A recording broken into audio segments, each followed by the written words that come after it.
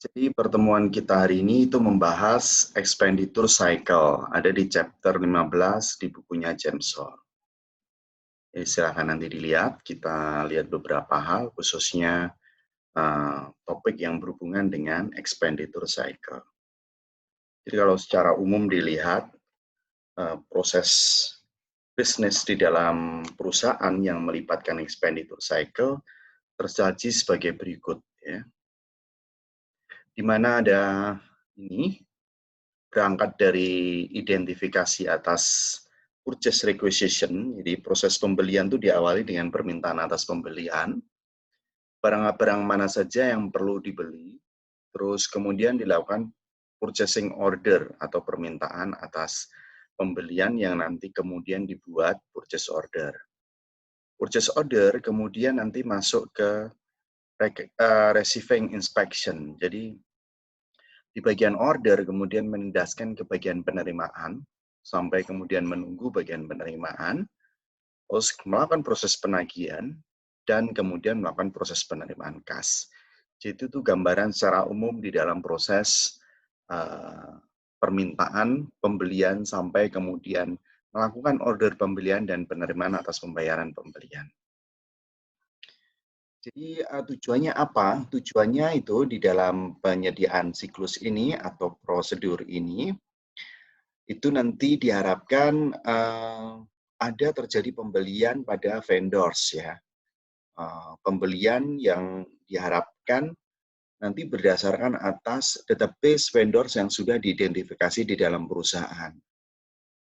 Terus kemudian nanti diharapkan juga barang yang dibeli itu mempunyai kualitas yang baik, terus memiliki harga yang layak, dan juga pembelian yang dilakukan itu mengikuti prosedur dan memenuhi konsep otorisasi yang ada. Nah, ini kemudian dilakukan proses identifikasi atas kebutuhan sumber daya atau kebutuhan barang yang akan dibeli, dan kemudian mengidentifikasi juga barang yang diterima, mengidentifikasi atas barang yang hilang atau rusak, atau tidak sesuai dengan pesanan, terus kemudian melakukan pembayaran tepat waktu. Secara umum itu, gambaran jelasnya sebagai berikut. Jadi, diawali dari mana? Dari identifikasi atas kebutuhan. Jadi, identifikasi atas kebutuhan itu letaknya ada di mana? Identifikasi atas kebutuhan letaknya ada di inventory subsidiary ledger. Mereka memiliki sistem kontrol yang memastikan bahwa kapan barang atau bahan baku yang sudah habis itu harus dibeli. Mereka biasanya menggunakan konsep economic order quantity. Nah, kemudian bagian ini, monitoring inventory record, itu akan membuat purchase requisition. Dasarnya apa dia membuat purchase requisition? Selain dari inventory subsidiary ledger, dia juga melihat vendor siapa saja yang melayani selama ini dengan baik. Jadi ada record vendors mana saja yang melakukan transaksi dengan perusahaan dan memenuhinya dengan baik. Jadi dia akan merekomendasikan barang yang sudah harus dibeli, sekaligus juga merekomendasikan vendors yang nanti akan melayani proses pembelian tersebut. Kenapa itu dilakukan? Karena disebabkan monetary inventory record, ini bagian yang mengidentifikasi produk itu sudah harus dibeli, itu diharapkan menciptakan independensi atau tercipta independensi terkait dengan proses penentuan kebutuhan barang. Berbeda misalnya kalau misalkan yang melakukan identifikasi kebutuhan barang adalah bagian order pembelian, karena ada risiko bagian order pembelian itu melakukan komunikasi yang intens dengan pihak vendors. Ini akan menciptakan kolusi, ya, yang mengarah pada korupsi. Jadi purchase requisition itu kemudian dibawa ke ini, bagian vendors. Bagian vendors itu menyiapkan purchase, prepare vendors purchase. Nah, di bagian prepare vendors purchase itu kemudian dibuat purchase order atau PO, ya. Purchase order satu dikirim ke supplier untuk mengajukan pembelian, satu ditindaskan ke receive good, bagian penerimaan nanti saat terima barang, dan satu ditindaskan ke bagian accounts payable untuk mengidentifikasi AP atau utang. Nah, ketika barang sudah disiapkan oleh supplier, supplier akan mengirim barang beserta bill of lading packing slip. Nah, di situ bagian penerimaan barang akan mencocokkan ini dokumen dan jumlah barang serta kualitas barang dengan besaran yang diorder yang diperoleh dari purchase order yang ditindaskan ke bagian receive code. Di situ kemudian nanti dilakukan penyimpanan di dalam gudang, dikirim ke gudang untuk disimpan, ada prosedurnya di situ juga. Terus kemudian sekaligus mencatat tuh ya bagian penerimaan barang, laporan penerimaan barang. Nah, laporan penerimaan barang dan juga informasi yang terkait proses penerimaan barang itu juga dilaporkan balik ke purchase order untuk menutup close PO file. Jadi salah satu tindasan PO tadi ketika dikirim ke bagian processive good di sisi purchase order itu dianggap open file. Jadi setelah dilayani atau setelah barang diterima dia akan menjadi close file. Ini juga alat kontrol juga untuk memastikan jangan sampai pembelian itu terlewat. Nah, bagian receive good kemudian mengirim ke bagian ini ya, laporannya ke bagian accounts payable. Di situ diharapkan besaran nilai yang diterima yang akan terutang. Jadi kalau misalkan jumlah barang yang diterima kurang dan lain sebagainya, nanti receive good akan membuat laporan dan mengirim ke vendors untuk mereduksi besaran tagihannya. Nah, itu peran setup accounts payable yang memperoleh informasi atas barang yang diterima, itu akan menandingkan dengan order yang dikirim dari purchase order tadi. Nah, ini prosesnya disebut dengan verifikasi independen ya. Kemudian dia membuat laporan mana saja yang akan menjadi setup accounts payable. Dari sini supplier akan nagih dan 3 ini akan dicocokkan nanti. Nah, tidak berhenti di situ, AP juga akan membuat dokumen, yaitu Open AP File. Selain AP, tadi juga begitu. Di receive good, ya, ketika barang diterima dan dia menyimpan ke dalam gudang, dia akan AP, tadi juga begitu. Di receive good, ya, ketika barang diterima dan dia menyimpan ke dalam gudang, dia akan menyiapkan receiving report yang digunakan untuk mengupdate inventory record yang ada di gudang. Ini untuk mencatat apa? Mencatat bahwa merchandise inventory itu bertambah di gudang. Laporan dari inventory record itu nanti akan dibawa ke post to general ledger. Begitu juga dengan informasi yang ada di setup accounts payable. Setelah dicatat accounts payable, dia post ke general ledger. Jadi ini dua informasi yang berbeda. Satu informasi terkait dengan utang atau accounts payable, yang satu terkait dengan informasi merchandise inventory yang bertambah. Oleh karena itu tidak mengherankan bahwa di dalam catatan atas inventory dan juga atas pembelian, ketika di jurnal kita mencatatnya adalah merchandise inventory itu di debit atau merchandise inventory itu bertambah.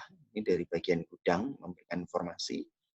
Terus kemudian juga mencatat accounts payable bertambah di kredit. Informasi dari setup accounts payable yang di kredit. Inilah cikal bakal atau asal muasal terbentuknya jurnal merchandise inventory di debit dan accounts payable di kredit.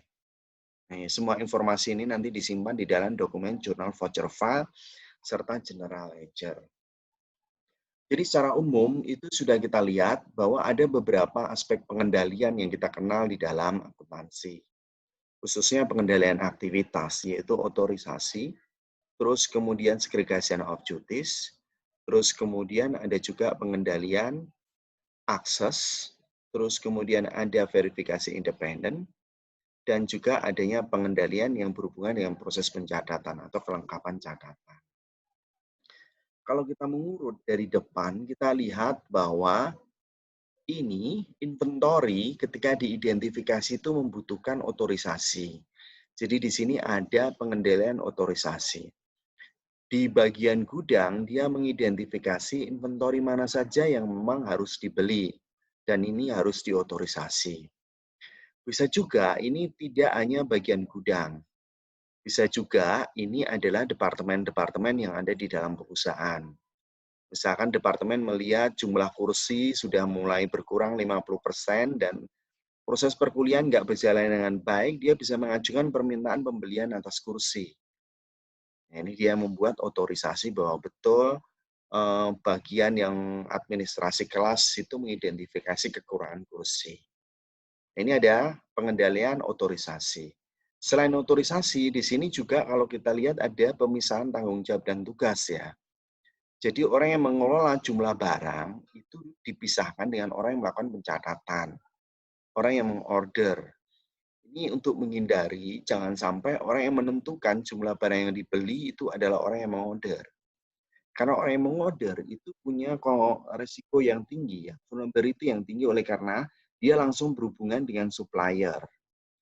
Ada kemungkinan dia tidak fair karena mendapat bonus, potongan yang diserahkan ke dalam rekening pribadi. Nah, ini coba dihindari dengan memisahkan ini. Jadi yang menentukan vendors itu sebetulnya adalah bagian inventory atau bagian gudang. Ini pemisahan tanggung jawab PO dengan orang yang mengelola ini ya, orang yang mengelola inventory. Yang lain juga itu adalah prepare purchase order dengan orang yang menerima receive good. Ini yang menerima barang itu dipisah dengan orang yang menerima atau membuat purchase order.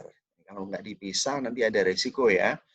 Jumlah barang yang dikirim berbeda tetap diakui sama oleh orang purchase order karena purchase order itu sampai pada titik menawar, menentukan jumlah yang rendah, menentukan kualitas tertentu di dalam produk. Terus bagian receive good itu juga akan mengirimkan tindasan yang terkait dengan open and close PO file.